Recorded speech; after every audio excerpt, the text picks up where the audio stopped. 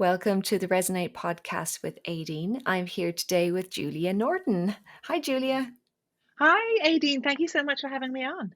We're so excited to have you on. Julia is a Jungian voice coach, a singer, actor, and podcaster who, for the past 2 decades, has been empowering other creatives and voice professionals to embrace vocal confidence, get unstuck, and move into the full magnificence of their creative potential. You're so welcome. We've so many parallels in our careers because I know that you are also a singing teacher and you've moved into this new realm of Jungian voice coaching and working with the shadow. How did this all come about for you? Where did your journey start? Ooh, well, I think I always sang, I was just kind of born singing. It was that kind of thing.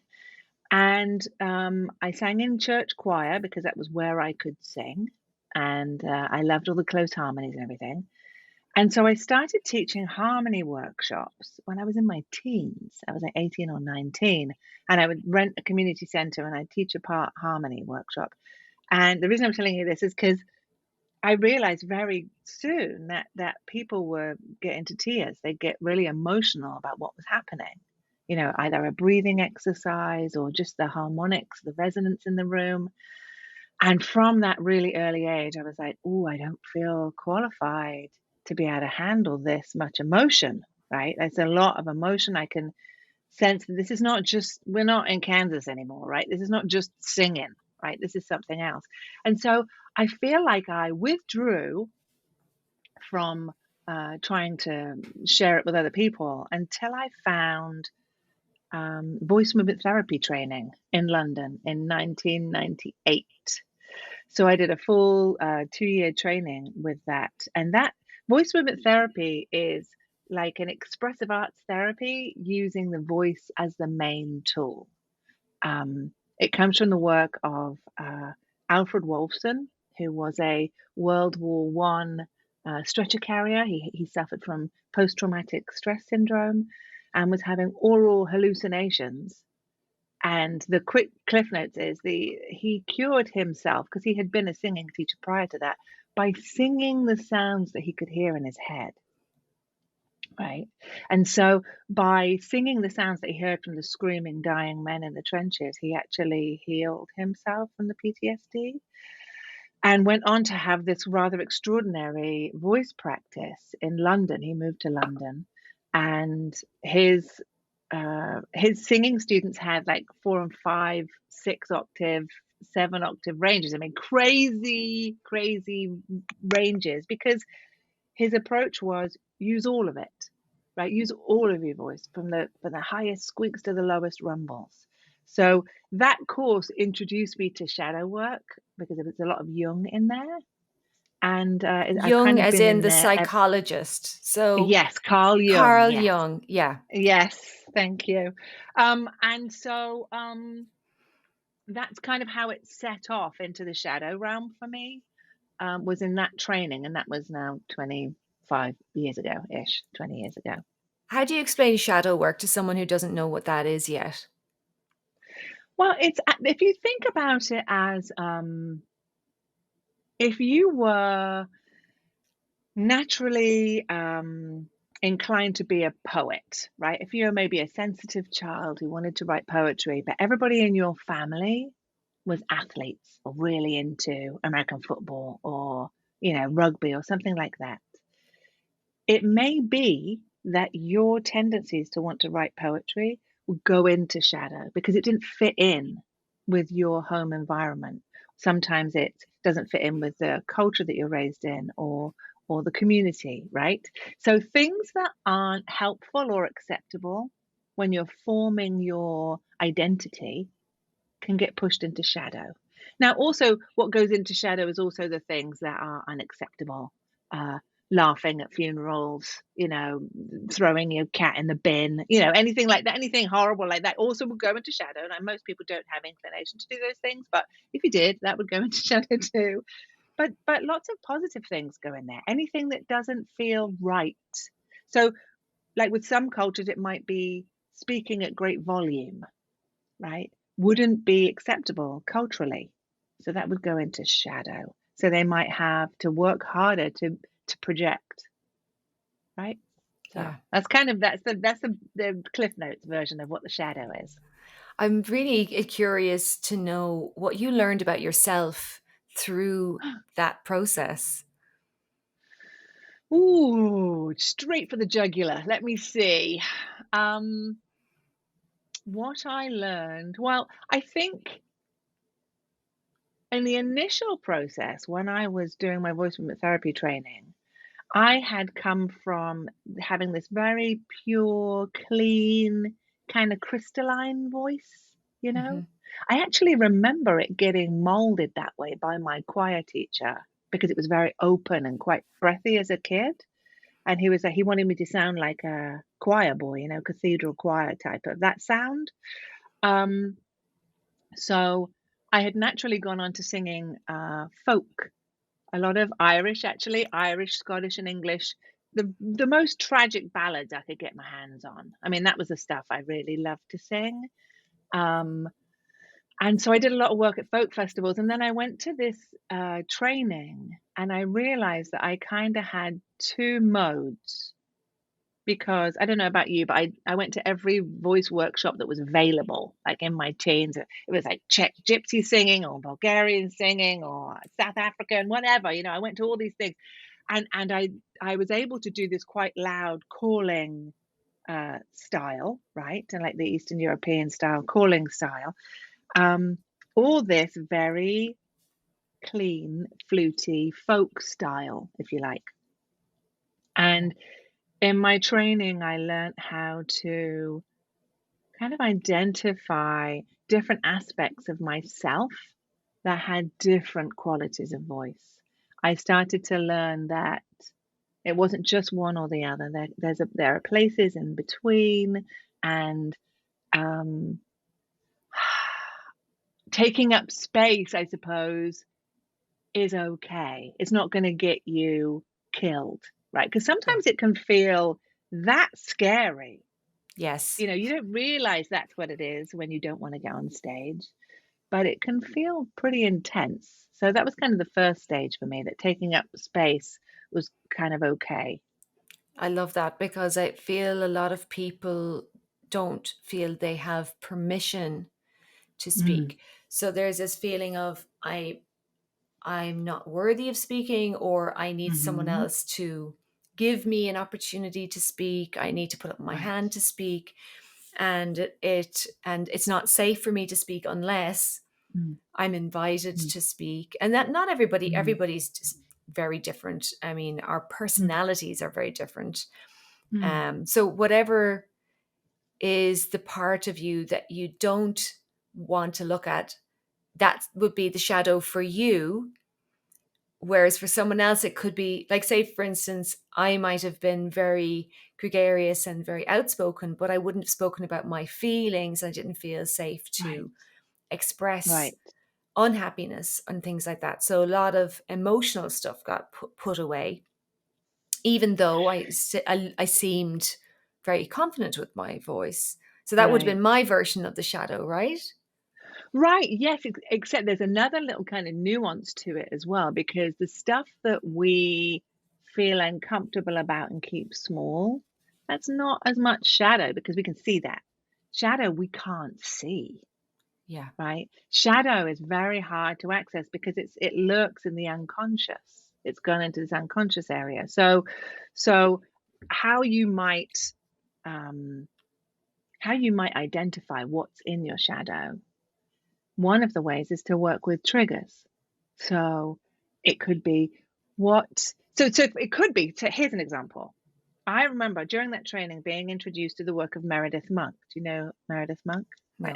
So she's a super experimental New York avant-garde composer, layered vocal stuff.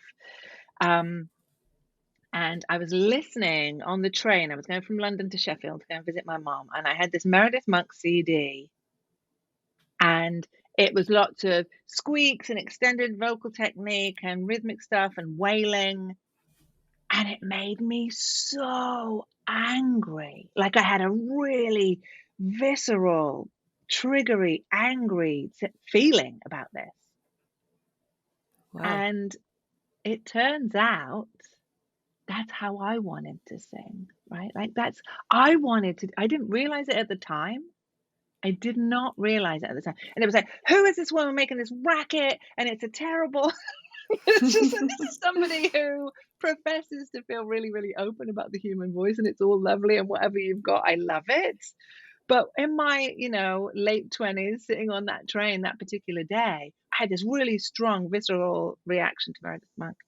I will go on to say I have every single one of her albums, and I've been to a workshop with her since then. But at the time, I was like, ah, and but it opened up something in my unconscious. And I think what we do is we try and keep it unconscious by pushing it, by saying, no, I don't, that trigger, that's ugly to me. I don't want it. Right. Yeah. But actually, when I was writing music for theatre and circus and stuff over here, that was the style I used. I used layered vocal stuff with squeaks and noises and all the kind of ugly sounds and wailing, and it opened my improvisational chops kind of completely wide open. That's really fascinating because I mean, I studied jazz music. So that Yeah. first stage of, being okay with making a mistake, because Uh-huh. improvising, you have to put your voice into the room to hear, does it work or Yeah. not? And Yeah. it's scary. And I'd often say to people who are learning to sing that singing is guessing, because you're just somehow picking a note out of nowhere. And a good singer is Mm, someone who's guessed so many times that they mhm, are more confident of what will come out of their voice. But it really mm, is a guessing game at the beginning. We don't really know mm, how it's going to sound until we do it. mm, And mm. that can feel very vulnerable. Oh, absolutely. Mm. Absolutely. Although I will say that one of the beauties of voice work therapy is that you're making all kinds of noises that you would normally throw out. Okay. You're making all kinds of growls and squeaks and hisses and moans and what I've got quotes here, but ugly sounds, right? Yeah. And when you can do that, and you can do that in front of a room of people, like in a workshop, and be okay with it, the freedom that comes from that. Because I think we get too hung up on being perfect and too hung up on getting it right, getting all the tone and the resonance and making sure you remember the lyrics and hitting the timing just right. And you can kind of forget the animal side of what it is to sing, right? Yes. That animal engagement. And I think that makes jazz improv easier too, because once you're not afraid of making a crazy sound. Actually, if you listen to some really, really excellent Ella Fitzgerald improvs when she's doing her funny little growly sound, that kind of Yeah. stuff, it's like that's off the charts, Like not only is she an amazing singer with crazy improvisational chops, but she is prepared to make funny noises too, I you know. know. Well, my And I thought, favorite way to teach singing is with funny noises. right, exactly. Yeah. It's very freeing. It is very freeing, and it is about unlocking that, the part of our brain that's being critical. So that left Mhm. right brain kind of, the linear thinking mind is Mm. fighting with the creative side. And if we can make things playful and silly, Yeah. it's like even a serious adult can start to have Yeah. fun with it. And if anyone's listening and you've never sung before, just finding the right coach can be the key. Mm, Just somebody that lets you mm. just let it out. Yeah, absolutely. That's so true. Being the playful attitude is a really big deal when it comes to singing. What Being prepared to make mistakes and to play. Yes. I loved the kind of people that I met when I studied jazz music. Just the way that people were within a band environment and how accepting they were of that process of figuring it out. Yeah, yeah. And I know that the research does show that if you are in a group or in any kind of a band situation, that it fosters that team effort very highly, and it reduces bullying and things like that. Everybody's Yeah. the same, you know. Yeah. There's people forget how important music is as Yeah. a form of personal development, a form of self-development, and it's being Yeah. minimized a lot. What your how do you encourage people to work with you on voice, you know, as a way to get to that magnificence of their creative potential? How does it find? How do you go from making funny noises to having magnificence in creativity? Um, so it depends on the person, right? Because everybody is very, very different. And I think when I look at my, because I've been teaching voice for over 25 years, right? And so when I look at it on a spectrum, there's the very technical stuff. When somebody really, in order to feel empowered in their voice, in order to feel vocally confident, they're looking to master their mix range or something like that, because they want to be, having their voice not pop apart in the middle of their head and chest voice. So there's the very technical stuff. And then there's the deeply therapeutic. And I'm very clear with everybody, I'm not a therapist, but that doesn't mean the work isn't therapeutic, right? And so depending on where they're coming to me, on that line, it's going to depend on how we work. But say if somebody comes to me, and I do tend to attract a lot of people who either were singers, like they maybe went and did a musical theatre degree, or they were doing stuff and then they stopped and it got shut down and they don't know how to start again and they feel like they've missed the boat and it's over, right? Or they always wanted to sing, but it was such a secret, hidden thing, and somebody told them they sang flat, or somebody said they made too much noise, or something like that.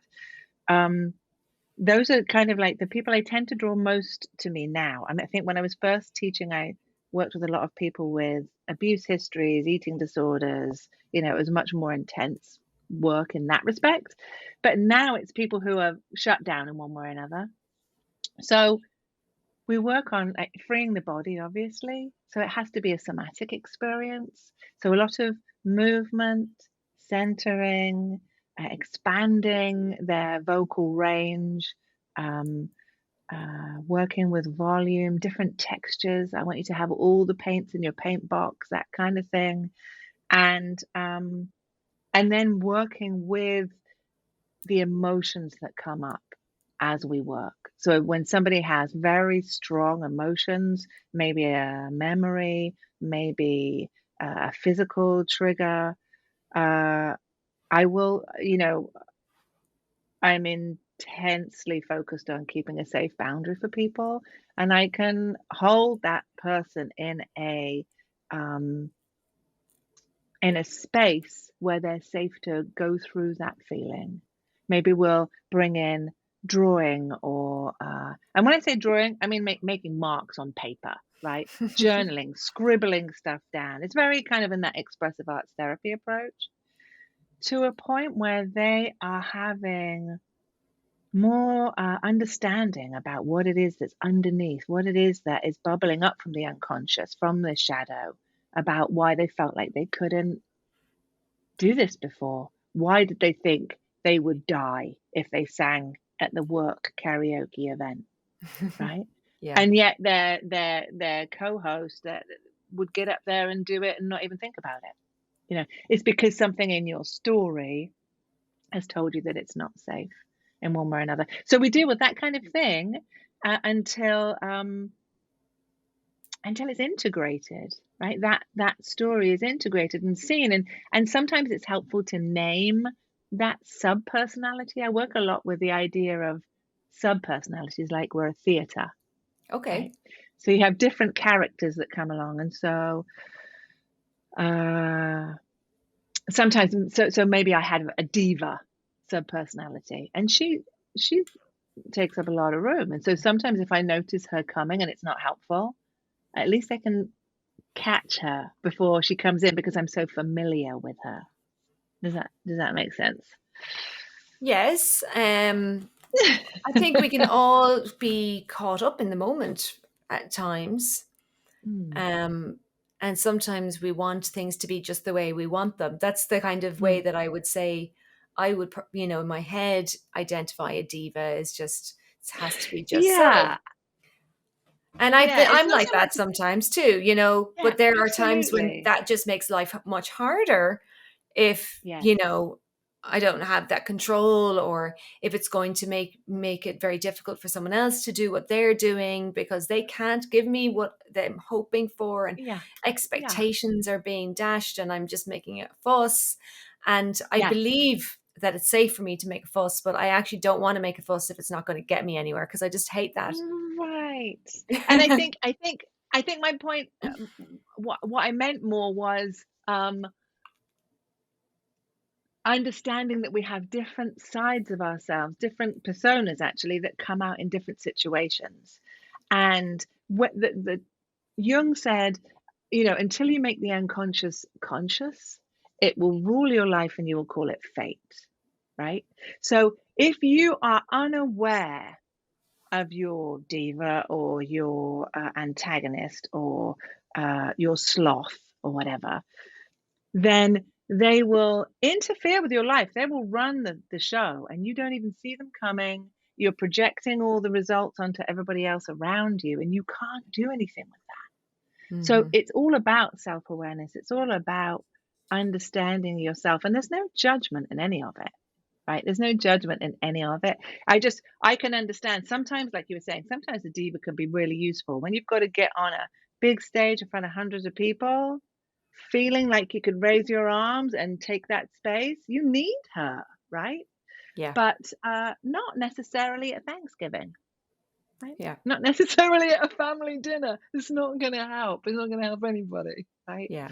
So yeah, it's more that we're multiple, not multiple personalities, but we have separate personas for different events, different occasions in our life. And they probably all sound different as well, I'm guessing. They do sound different, and if you, as part of our voice movement therapy training, we had to do a cabaret where you present 15 of your personas, Wow. and they each have a different song, a different way of using their voice. So, it might be a That sounds dance, like it a might be a rap. fascinating thing. Yeah. It's totally bonkers. And I don't think we presented all 15. I think we each presented maybe 5. I can't quite remember. But it's a deep dive because, first of all, you're really trying to identify all the different ways you can use your voice so that you can do that. Yeah.